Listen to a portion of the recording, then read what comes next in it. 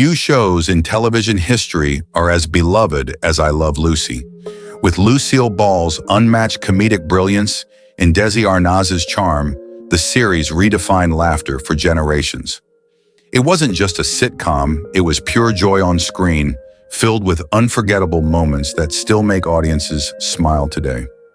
Yet as time has passed, many of the talented stars who brought this iconic show to life have sadly left us. In this video, we honor the I Love Lucy actors who have tragically passed away, celebrating their timeless humor, their legacy, and the laughter that continues to echo through history.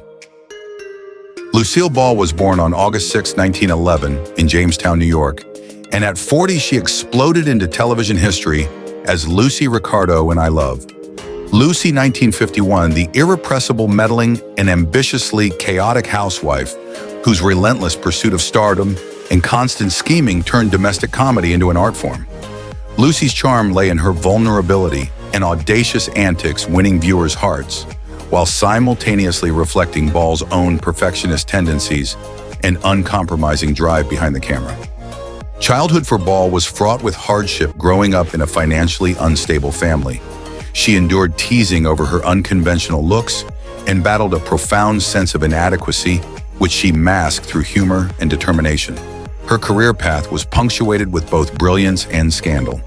Early years included daring nude modeling and brushes with the House Un-American Activities Committee, accusations of communist sympathies, and rumored affairs with high-profile Hollywood figures. Ball was notorious for her iron grip on production, clashing with writers' crew, and even co-stars at times physically slapping a makeup artist for creative disagreements.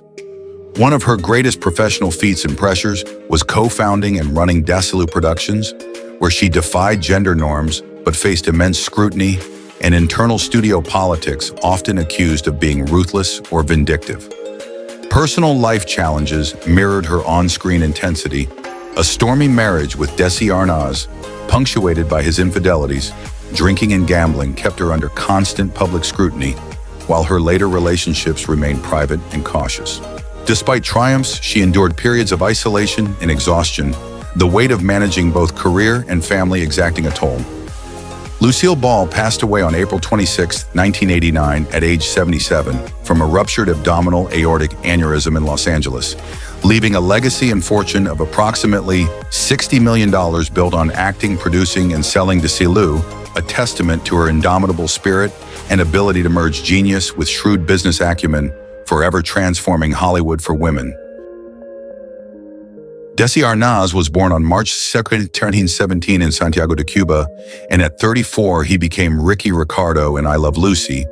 1951, the charismatic, suave, yet fiery Cuban bandleader, whose musical flair and tempestuous interactions with Lucy Ricardo enchanted American audiences while subtly bringing Latin culture to mainstream television. Ricky's personality balanced charm and exasperation, often delivering the iconic line, "Lucy, you got some splaining to do," with a blend of authority and humor, reflecting Arnaz's own complex temperament. Arnaz's childhood was shadowed by political unrest and economic instability in Cuba, instilling in him both resilience and a keen drive to succeed, but also a propensity toward impulsive decision-making. His professional journey was a blend of genius and chaos, pioneering the multi-camera setup and syndication model, co-founding Desilu Productions, yet simultaneously engaging in scandalous affairs with Hollywood starlets, heavy drinking and gambling that constantly threatened both his career and marriage. The most notorious failures were the public unraveling of his personal life, with numerous affairs fracturing his partnership with Lucille Ball, fueling tabloid sensationalism and straining his studio responsibilities. Arnaz's personal relationships were turbulent, marked by betrayals, reconciliations, and eventual divorce, leaving long-lasting emotional scars on himself and his children.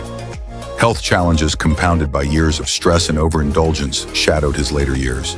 Desi Arnaz died on December 2, 1986, at age 69 from lung cancer in Los Angeles, leaving a net worth of approximately $20 million, largely from Desilu Productions and its groundbreaking television ventures, cementing his legacy as both a pioneering innovator and a dangerously charismatic figure whose brilliance was inseparable from his personal volatility. Vivian Vance was born on July 26, 1909 in Cherryvale, Kansas, and at 42 she assumed the role of Ethel Mertz in I Love Lucy. 1951, the sharp-tongued, loyal and witty landlady who tempered Lucy's chaos while indulging in every madcap scheme, making her a beloved counterbalance and confidant. Ethel's humor, warmth, and occasional mischief mirrored Vance's own complex personality, shaped by a childhood of modest means, social ridicule, and repeated struggles to conceal insecurities beneath a facade of charm and resilience. Professionally, Vance faced typecasting and studio-imposed constraints that required her to appear older and less glamorous than her co-star, bruising her ego and contributing to long-standing tensions, most famously with William Frawley, whose on-set hostility she endured with grace, but behind-the-scenes friction was legendary. Despite this, she achieved historic recognition, becoming the first actress to win an Emmy for a supporting role in a sitcom, though the victory did little to shield her from the relentless pressures of Hollywood and public expectations. Her personal life included bouts of depression and the burden of living in Ball's formidable shadow, compounded by the need to navigate fragile friendships and occasional financial instability. Vivian Vance passed away on August 17, 1979, at age 70 from breast and bone cancer in Bel Air, leaving a modest estate estimated at $1 million, a small financial footprint compared to her indelible cultural impact. Her legacy is a testament to the complexities behind the laughter she generated, embodying both the comedic brilliance and the hidden personal struggles of a woman whose talent and humanity remain unmatched in television history. William Frawley was born on February 26, 1887 in Burlington, Iowa, and became an indelible television figure in 1951 at age 64 when he took on the role of Fred Mertz in I Love Lucy, portraying the curmudgeonly, penny-pinching landlord whose sarcastic quips and gruff demeanor provided endless comedic friction with Ethel and the Ricardos. Fred Mertz was characterized by his old-world stubbornness, love of baseball, and a lifetime of petty grievances, making him a perfect foil for the exuberant antics of Lucy and Ricky, and endearing him to audiences who appreciated his rough-around-the-edges charm. Frawley's childhood was marked by tragedy and neglect. Born into a working-class family, he lost his father at a young age and endured financial hardship, which fueled a lifelong resentment and a proclivity for irascible humor as a shield against ridicule. His career before television was turbulent. A vaudeville veteran, he struggled with alcoholism, womanizing, and gambling, which earned him a reputation as a cantankerous and unreliable performer. Notoriously difficult on set, he often clashed with co-stars and producers, most famously Vivian Vance, with whom his off-camera animosity was legendary, involving name-calling, feigned injuries, and long periods of silent treatment. Frawley's personal life mirrored his on-screen cynicism. He was frequently involved in romantic entanglements, some tumultuous and publicly gossiped about, and remained somewhat isolated socially due to his temper and heavy drinking. He faced mounting health problems from years of excess, culminating in his death from a heart attack on March 3, 1966, on the streets of Hollywood at 79. Despite his personal demons, Frawley amassed an estimated $10 million, reflecting both his long-standing career and savvy investments, leaving behind a legacy as one of television's original curmudgeons, whose larger-than-life persona was matched by an equally explosive off-screen character. His life was a study in contrasts of beloved comedic presence, whose private life was riddled with volatility, vice, and scandal, cementing his place in Hollywood lore as both a genius of timing and a cautionary tale of fame's excesses.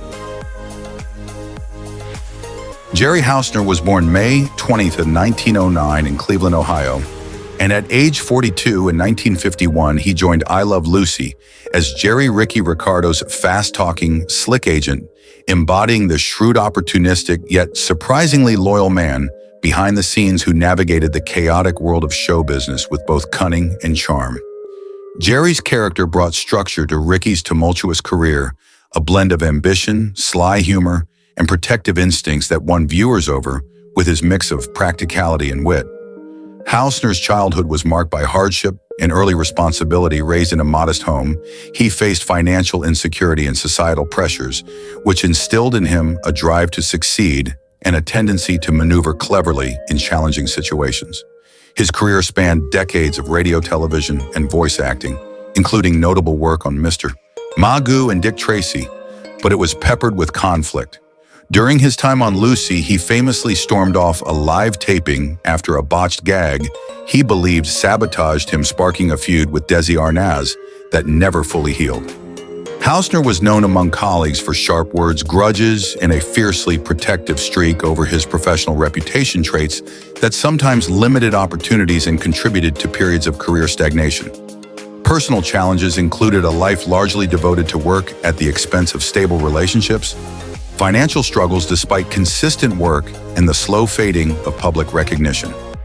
He died on April 1, 1993, at age 83 from congestive heart failure, leaving a modest net worth of roughly $500,000, a reflection of a long career in character roles rather than leading man fame.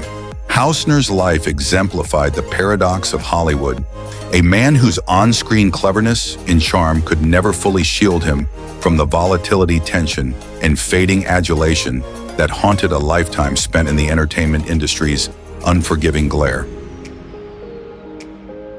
Elizabeth Patterson was born November 22, 1874 in Savannah, Tennessee, and entered I Love Lucy in 1952 at age 78 as Mrs. Matilda Trumbull, the Ricardos' elderly neighbor and gentle babysitter, whose initially curmudgeonly demeanor softened into a beloved maternal presence that grounded the show's comedic chaos with warmth and old-fashioned wisdom. Mrs. Trumbull's character combined humor, patience, and a genteel sense of propriety, becoming an integral figure whose subtle comedic timing and empathetic interactions enriched the ensemble cast and resonated with audiences who adored her calming influence. Patterson's childhood was austere. She grew up in a conservative Southern household marked by limited resources and strict expectations, which fostered resilience and an early reliance on her wits and adaptability, traits that she carried into a long, disciplined career in theater and early cinema. Professionally, she achieved steady work in Broadway and film, yet she was consistently overshadowed by flashier, more scandal-prone contemporaries. And though she avoided the tabloid frenzies of Hollywood, insiders remembered her as fiercely professional, occasionally difficult in enforcing her contracts and pay rates, demonstrating a quiet tenacity that sometimes led to behind-the-scenes tension. She lived a life of personal independence, never marrying, navigating a world dominated by male executives and social expectations, while maintaining dignity and self-sufficiency. Patterson passed away on January 31, 1966, at age 91, due to complications from pneumonia, leaving behind a modest estate valued under $100,000, reflecting a life devoted to craft over personal wealth. Despite the absence of scandal, her presence was quietly commanding, a testament to enduring professionalism, subtle wit, and the power of a character actor to leave an indelible mark on one of television's most iconic comedies. Her legacy persists as the embodiment of grace, reliability, and understated brilliance in a notoriously volatile industry. Frank Nelson was born on May 6, 1911, in Colorado Springs, Colorado, and at 40, he later assumed the role of Ralph Ramsey on I Love Lucy, joining the show in a recurring capacity that showcased his urbane wit and sly sarcasm. On-screen, Ralph was the quintessential suburban sophisticate, a golf-obsessed, ever-pompous ad man whose smug charm and subtle one-upmanship made him both amusing and irritating, perfectly contrasting Lucy's chaotic energy and earning enduring affection from audiences who relished his dry humor.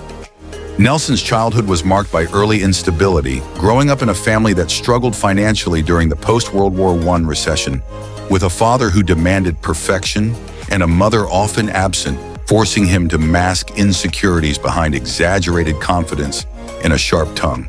Professionally, Nelson carved a niche as a character actor, but it was no smooth ride. He endured years of bit parts, repetitive typecasting, and behind-the-scenes battles with producers over pay and screen time. His tenure as AFTRA president drew both admiration and ire, as he clashed relentlessly with studio executives over labor rights, sometimes alienating potential allies.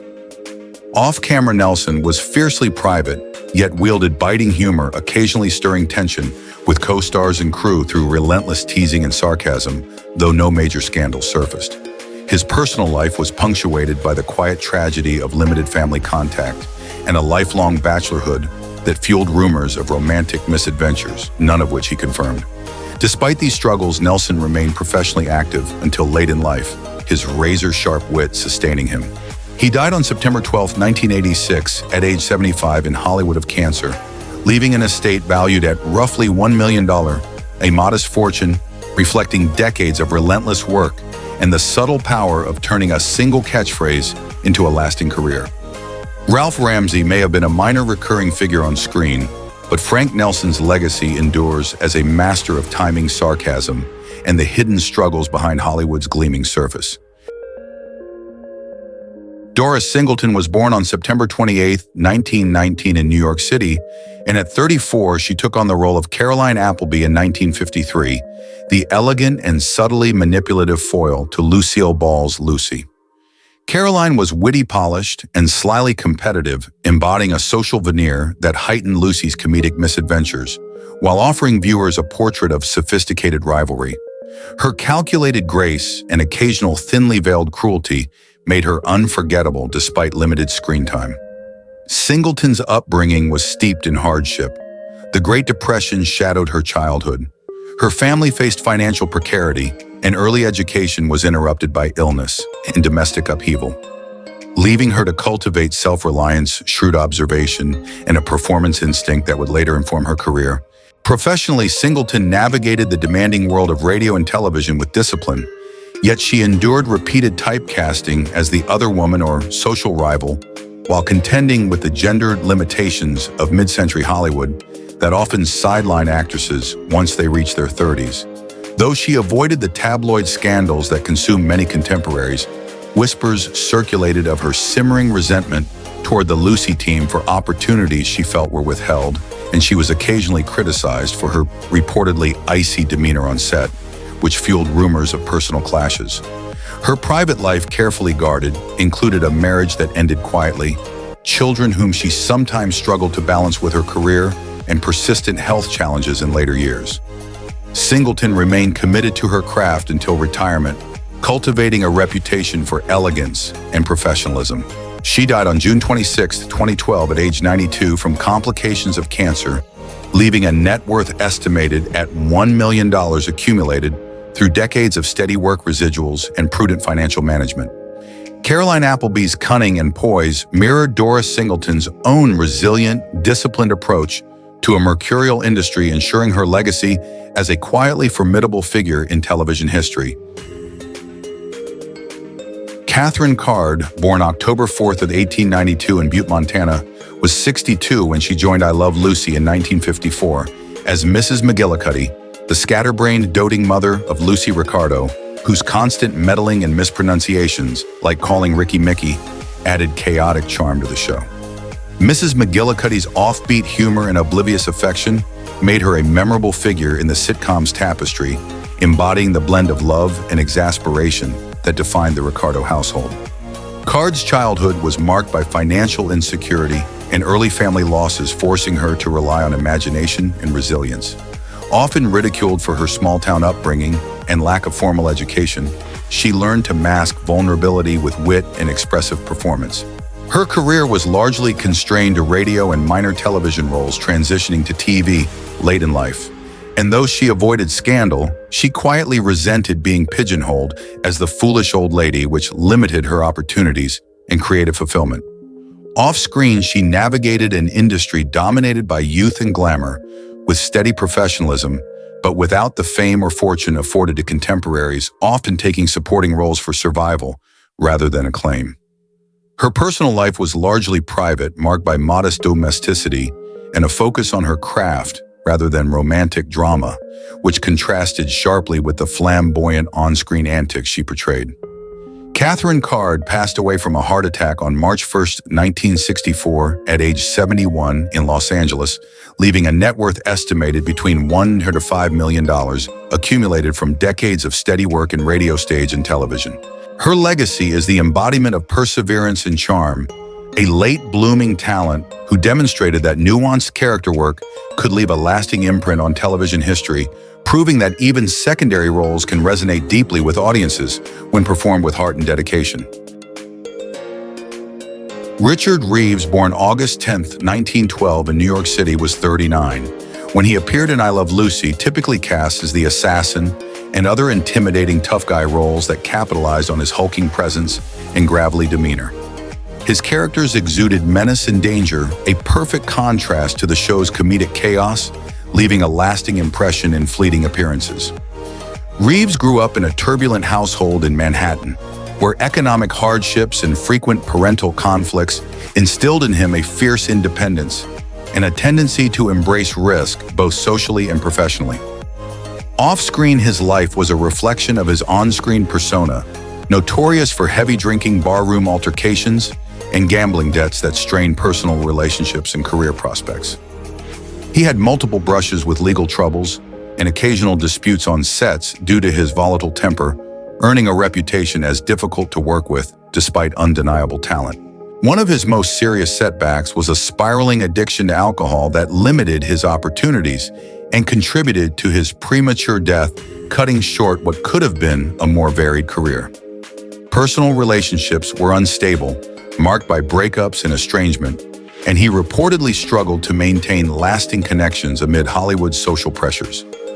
Richard Reeves died on March 17, 1967 at age 54 from cirrhosis of the liver in Los Angeles, leaving an estate estimated at $1 to $3 million, reflecting a career built on a prolific series of character roles rather than headline fame. His legacy is a cautionary tale of talent entwined with self-destructive tendencies, a figure who lived as dangerously off-screen as he appeared on screen, leaving behind a darkly compelling imprint on classic television and film. Mary Jane Croft, born February 15, 1916 in Muncie, Indiana, was 38 when she joined I Love Lucy in 1954 as Betty Ramsey, the sophisticated, socially ambitious neighbor who replaced Ethel in Lucy's antics, dragging the characters into country club rivalries, garden competitions, and comedic one-upmanship. Betty's polished veneer, pretentious airs, and obsession with appearances made her a compelling counterpoint to Lucy's chaotic energy, providing both friction and comedic depth that enriched the series' narrative. Croft's childhood was shaped by modest means, and the death of a younger sibling engendering a deep sense of responsibility, emotional restraint, and an early understanding of loss that would influence her grounded approach to acting. Professionally, she navigated the competitive entertainment industry, with discipline earning steady work in radio and television. Yet her career was punctuated by the heartbreak of being repeatedly typecast as the polished neighbor archetype, limiting her visibility in leading roles. Croft faced profound personal tragedy when her only son died in Vietnam, an event she rarely discussed publicly, which cast a long shadow over her otherwise controlled and professional public persona. She maintained a reputation for reliability, discretion, and wit in Hollywood circles, carefully avoiding scandal and cultivating strong industry relationships that led to recurring collaborations with Lucille Ball in The Lucy Show and Here's Lucy.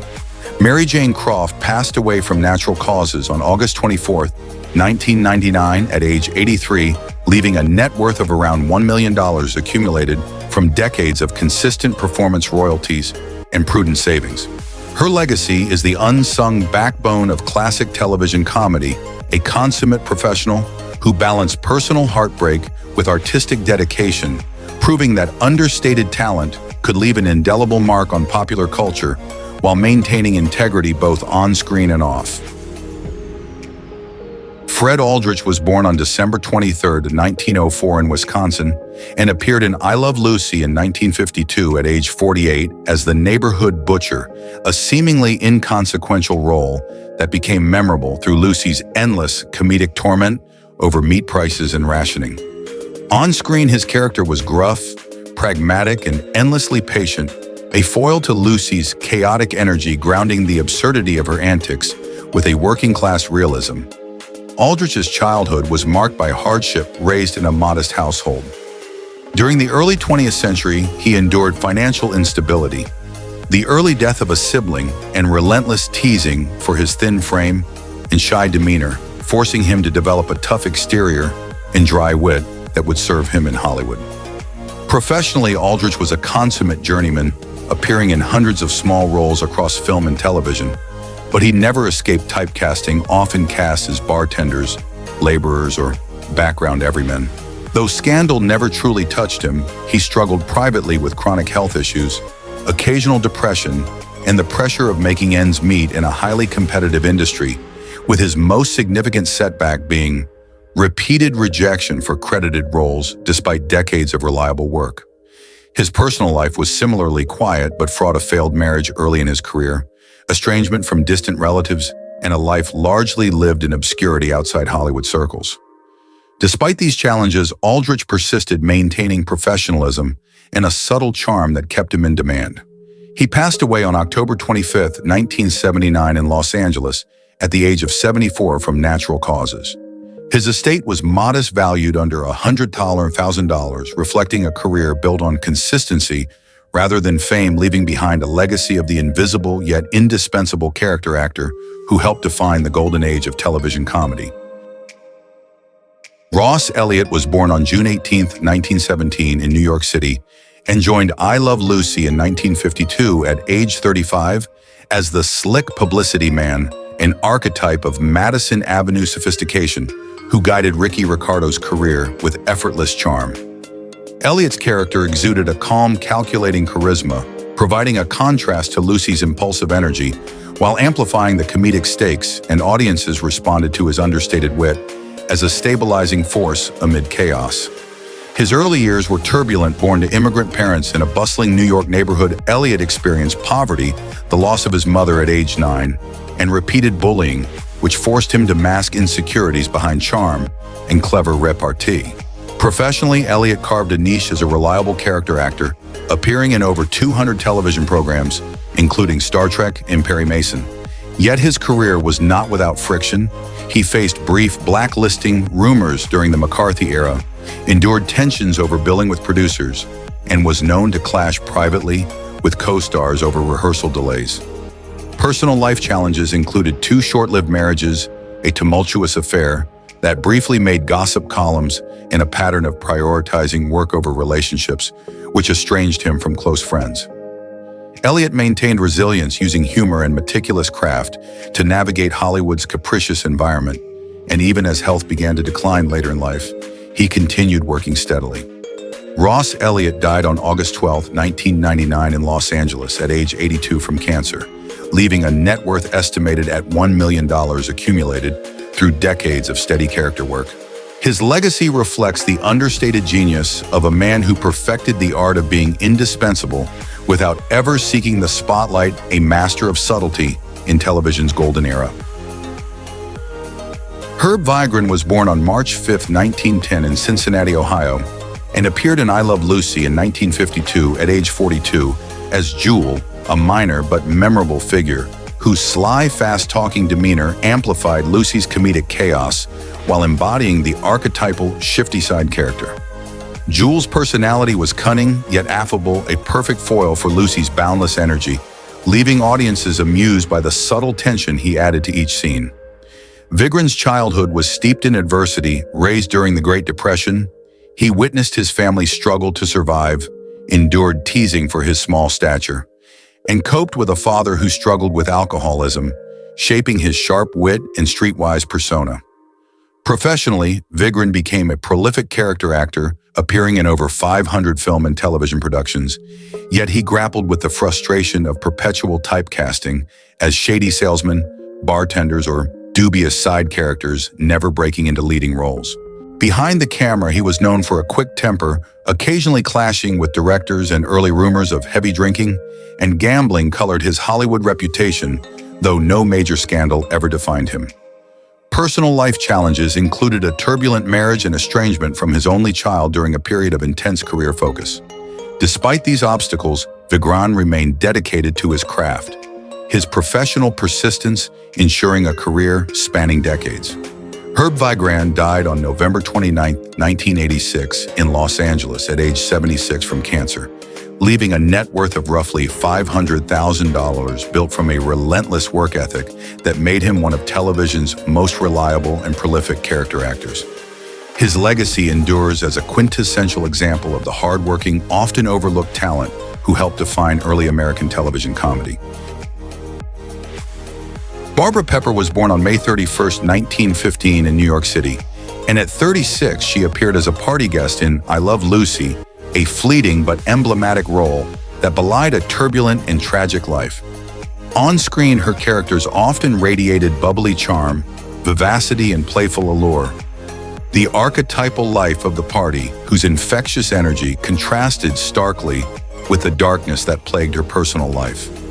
Pepper's childhood was fraught with challenges. Growing up in a working-class household, during the Roaring Twenties, she witnessed parental instability, economic hardship, and social pressures that left her both resilient and intensely self-conscious, forcing her to cultivate a persona capable of masking vulnerability and self-doubt. Her career trajectory was a roller coaster: early promise as a Ziegfeld showgirl, and Golden Girl positioned her for stardom, yet a combination of missed opportunities, chronic alcoholism, and an inability to navigate the ruthless politics of Hollywood studios culminated in a crushing failure, losing the role of Ethel Mertz to the legendary William Frawley. Due to her drinking was a particularly devastating blow that haunted her. Off-screen, her life was punctuated by personal tragedy: the sudden death of her husband, actor Craig Reynolds, in a motorcycle accident, followed by struggles with substance abuse, weight gain, and financial instability, painted a portrait of a woman repeatedly knocked down by fate and her own demons. Relationships were fleeting, fraught, and often destructive, while the relentless pressure to maintain appearances in Hollywood exacerbated her challenges. Pepper continued to accept minor roles, but the combined weight of grief, health issues, and marginalization limited her prospects. She died on July 18, 1969, at age 54 from coronary thrombosis, leaving little in the way of estate. Estimates suggest her net worth was negligible, with lifetime earnings under $100,000. Barbara Pepper's life, a stark juxtaposition of early glamour and later obscurity, stands as a cautionary tale of the unforgiving nature of fame, the fragility of personal stability, and the hidden shadows behind Hollywood's glittering surface. Thank you for watching as we reflected on the lives and legacies of the actors from I Love Lucy who are no longer with us. Their humor, charm, and unforgettable performances brought joy to millions and helped shape the show into a classic. While their journeys ended far too soon, their impact lives on through every scene, every laugh, and every memory they've left behind. As we honor their lives, we're reminded of how deeply television can touch our hearts. Join us next time as we look back at more stars who left us too soon, but whose stories continue to shine.